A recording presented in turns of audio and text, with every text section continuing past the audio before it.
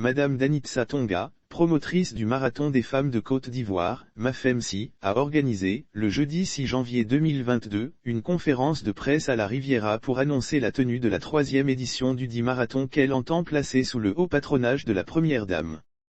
Après le succès retentissant de la première édition du Marathon des femmes, et celle de Bouaké, Madame Danitza Togo a lancé, le jeudi 6 janvier 2022, la 3e édition lors de la conférence de presse tenue au siège de l'ONG Bloom, à la Riviera. Soutenue pour la circonstance par le sprinter ivoirien, Arthur Sisségué, la conférencière a fait savoir que la 3e édition démarrera, le samedi 28 mai au stade de Liègne, à Abidjan, avant d'attaquer l'intérieur du pays. Le stade de Liègne abritera l'étape d'Abidjan, ce sera le 28 mai au stade de Liègne. Après Abidjan, nous irons à l'intérieur du pays, notamment d'Imbokro, d'Aloa, Yamoussoukro.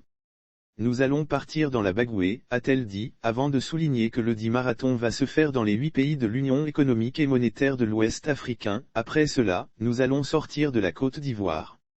On veut le rendre sous-régional. Je suis en pourparlers avec l'Union économique et monétaire de l'Ouest africain parce que nous voulons que le marathon s'organise dans les 8 pays de l'Union économique et monétaire de l'Ouest africain. À chaque marathon, il y a des vies qui ont été sauvées. Madame Danitza Tonga est en train de se battre pour réunir les 14 millions de francs CFA pour l'organisation de l'événement. Et elle y tient fermement car, a-t-elle dit, en marge du marathon des vies sont sauvées. La pratique du sport garantit une bonne santé. Chaque fois que nous organisons un marathon, il y a des agents de santé qui sont proches des femmes pour leur donner des conseils sur leur santé. À chaque marathon, il y a des vies qui ont été sauvées parce que des cancers ont été détectés très tôt. Des cancers ont été détectés à l'édition d'Abidjan et la prise en charge s'est faite rapidement, a-t-elle dit. Des formations gratuites dans les localités où est organisé le marathon. En outre, à côté du marathon, des formations sont faites sur l'autonomisation de la femme. On fait de la formation gratuite dans toutes les localités où nous organisons le marathon pour régler le problème d'autonomisation.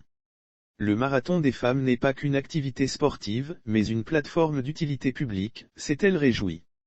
Elle a souligné que le marathon des femmes permet également de dénicher des talents pour l'athlétisme ivoirien.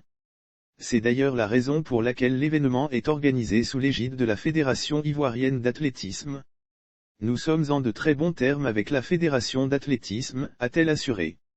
Lire sur le même sujet. Première édition du Marathon international Notre-Dame de Yamoussoukro, 12 000 athlètes attendus. La conférencière a fait savoir qu'elle a l'appui et le soutien de Dano Paulin, ministre de la Promotion des Sports et du Développement de l'économie sportive, de la ministre d'État, ministre des Affaires étrangères, Semkandia Camara, de la ministre de la Femme, de la Famille et de l'Enfant, Nassoneba Touré, et l'appui institutionnel de l'UNESCO.